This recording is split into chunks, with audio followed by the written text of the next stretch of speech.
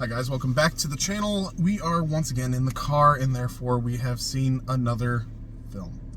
The film that we watched this evening was none other than the romantic drama by Meg Ryan, What Happens Later? Yep. That's what it's called. This might just be a spoiler for the rest of the review. Yeah, I'm not separating this one. Yeah. Like, okay, first of all, before we do like our scores, Yeah. I will say like the trailer is the movie. Like there's nothing really happens in this movie. Like that, it's exactly what it looks like it is. So I'm not gonna worry about separating it. So I mean, I guess I'll kind of try, but really, there'll be spoilers in this, I'm sure. But nothing really. There wasn't anything that happened in the movie that wasn't really in the trailers. Literally, like nothing happened. It's dialogue. Dialogue is the only thing that's in the movie that's not in the trailer. Pretty much. Anyway, 1 to 10. I give it a 5. Okay, why? I would give this a lower score, but I usually don't score just on entertainment value. I give it credit for production value. It's solid. The camera shots, the acting, the dialogue, it's all solid. It just feels off. There's actually a lot of really good development in the cinematography that builds. It just doesn't build to anything. This film builds up and builds up and builds up, and then it just stops. It's like a roller coaster going click, click, click, click, click, click, click, click, click, click, and then you get to the top, and then you're just like, all right, get off the ride. It's more along the lines of click, click, click, click, click, click, click. Either way, the production, I think we were talking about it right after we watched it before we started recording, and basically it's like a high value production with no substance. It looks good, it's shot well, it's got good acting, it's like, as a film, like it has everything technically is correct, but there's nothing there. It's boring and it doesn't go anywhere. There's no payoff to any of the tension or anything that happens. It just ends with unceremoniously, exactly the way it begins. And it's like you take two interesting things that could do something and you have them come up to each other and have a conversation, and then they just keep going. And it's like, well, what was the point? Why are we focusing on this? Nothing happened. It doesn't mean anything. It's like an innocuous part of your life. Like you just pick the most boring part of your life that never had anything, a conversation you had with a stranger that never went anywhere, and then you made a film about it.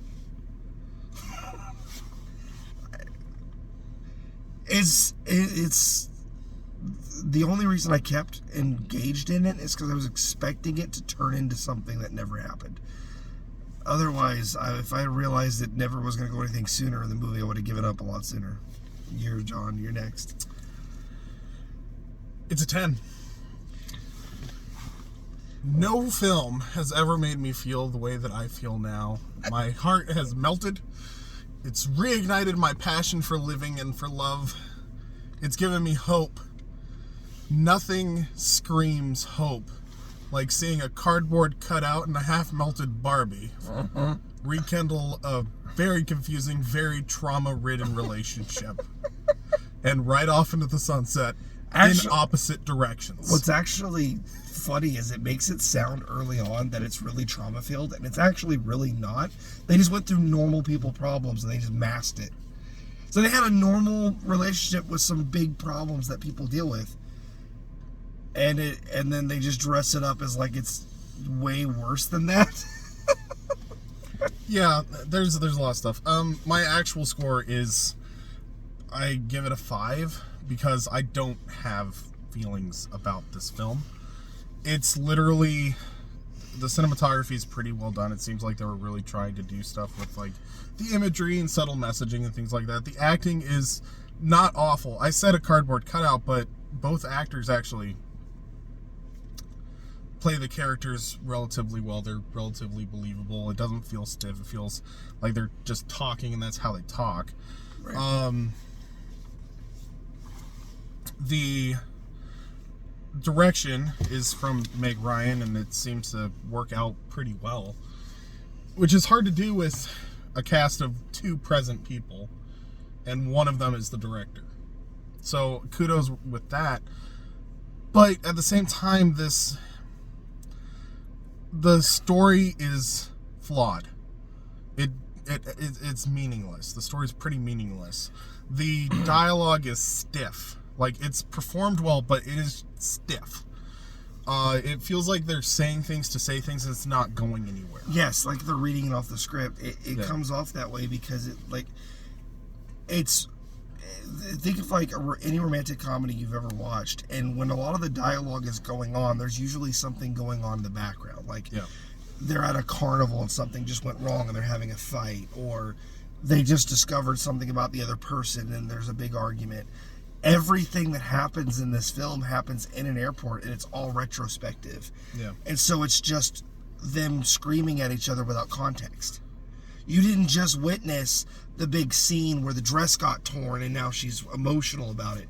You're hearing them talk about it 20 years later. Yeah, it was 20, like, it's literally a relationship that they've been sitting on for 25 years.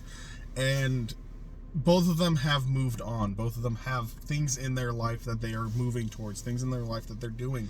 In fact, at the end of the film, we literally just aren't going to do spoilers, but let's just say that we're going to, so I can do it. Just spoilers.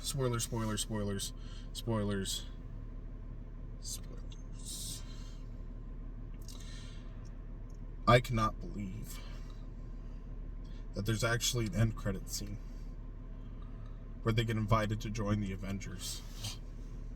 Not as therapists, not as background characters, not as superheroes, but as set pieces.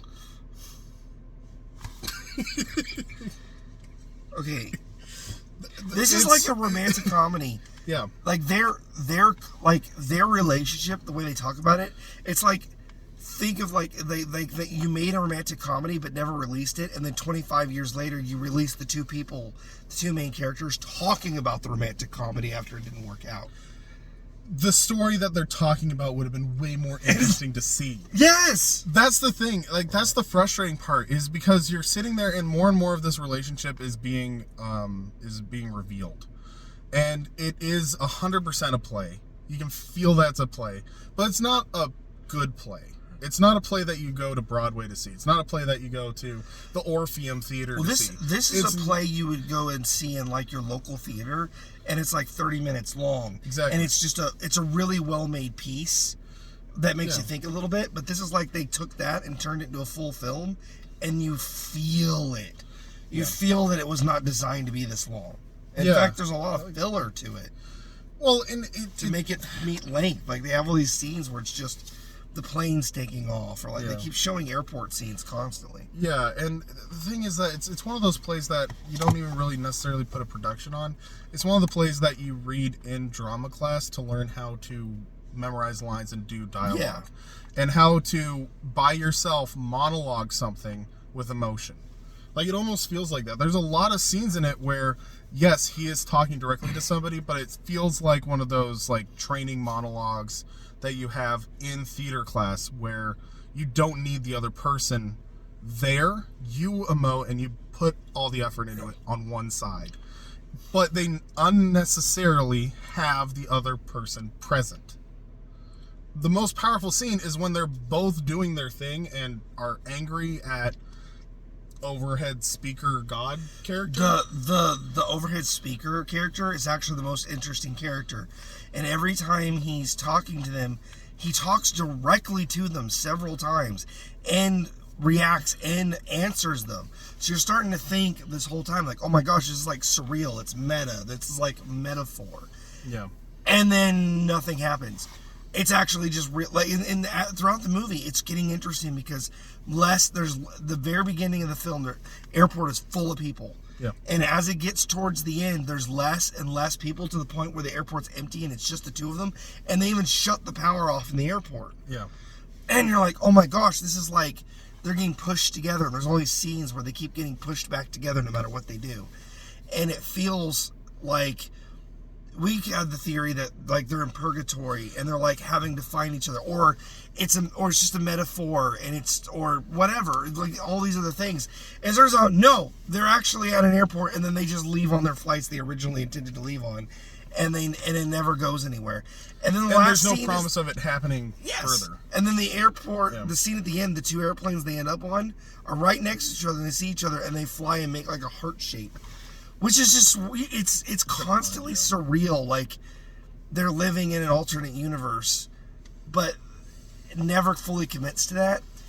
My thought now is that the idea behind the film was that the universe provides, but that doesn't make sense either because they're constantly kept apart. They're pushed back together, but never allowed to stay all the way together. It's just really weird. It's odd to say, but this film would have benefited from actually leaning into a trope. A single trope could have anchored this whole film. Yes. Because the thing is that you could have gone the way that both DJ and I immediately thought this film was going to go was it's a metaphor. They're in purgatory and they have to reconcile their relationship in order to properly move on into paradise. Paradise being they both get on a plane, fly into the sunset. Yeah. The storm is their turbulent relationship, and the more that they work on it, the clearer it is. But it gets really hectic and heavy in the middle, near the climax, and then it abates. That's what I thought this film was going to be. That would have been a way more interesting film than what we got. Or we were actually afraid it was going to be just a tropey metaphor film, and it actually wasn't, and that was worse for it. Like, it was actually disappointing that it didn't have anything. Because, like I said, it could have anchored on a trope. Even if it ended, like, the way that it was written, the way that it goes through, if it had ended with both of them getting on the same plane, I would have accepted that. Because either... It still leaves it open for interpretation. Yeah, but... The fact that they leave on separate planes actually makes it more confusing. Because, like, what was the point? It doesn't make sense as a purgatory thing, and it doesn't make sense even as a realistic thing, because nothing comes of it. Like I said, it's like, yeah, they knew each other, but it's like, if you ever run into an ex, and then it's like, you run into an ex, and you have a little bit of small talk, maybe fight a little bit, and then you just leave each other and never see each other again. Would you make a movie about that? Yeah. That's literally what they did. Well, and the other thing, too, is, like, if it fell into a rom-com trope of overall having a moral related to a relationship, that would have worked better. Like, the moral of this film could have been the importance of openness, trust, and communication. Openness not in the sense of being in an open relationship, but in communicating. Yes. And the importance of loyalty, and the importance of asking questions. But it doesn't and commit. Speaking of, yeah. It doesn't commit to anything. It doesn't commit to anything, and at the end of the film, they don't really seem to have learned anything except for what they've been up to the last 25 years. And I was retroactively bored by it, because I was getting more interested in it was the voice, and it started to cave, and everybody disappeared. I was like, oh, this is getting somewhere. This is getting to a head. And then they just wake up. They literally, it's like it's about to hit the climax, and then they wake up in the airport, and everybody's back to normal, and the airport's working again, and they just leave. And you're like, did you just not know how to write the ending to your story? I don't know. I'm done. It was just, It was frustrating because it had potential to be something interesting, and instead it was just boring.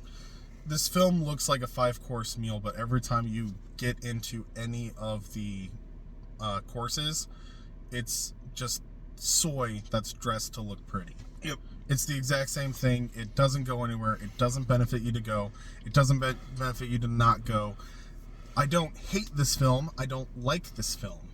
It is the most neutral film I think we have seen this entire year.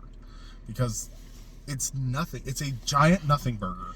It just doesn't do anything. It means nothing. It has no meaning. It has no lasting value. It doesn't do anything. Nobody learns anything. There's no lesson. There's nothing built. There's nothing achieved. It's basically two people who were technically always right, realized they were always right, and they continue living their lives. Yeah. It's dumb. Doesn't go anywhere. Doesn't go anywhere at all. speaking of not going anywhere at all, we aren't going anywhere at all, so it's probably a good idea if you like our content, like the fact that we go to movies every single week and give you not only just good in-depth reviews, but honest and just unbiased reviews. We literally don't get paid for this. We go to movies because we like movies, and we give you guys an honest audience review. So if you like that, we're not going anywhere, like I said, so you should subscribe to this channel, ring the bell for notifications. We don't just do reviews, we also do different content related to media, storytelling, and stuff like that. Otherwise, be sure to like this video if you liked this review. Let us know how we did in the comments, or what your thoughts about this film were, or what films you're looking forward to as the year comes to a close. Yeah, otherwise you can follow us on Facebook at Entertainment Rebooted, and we will see you guys in the next video. Thanks for watching.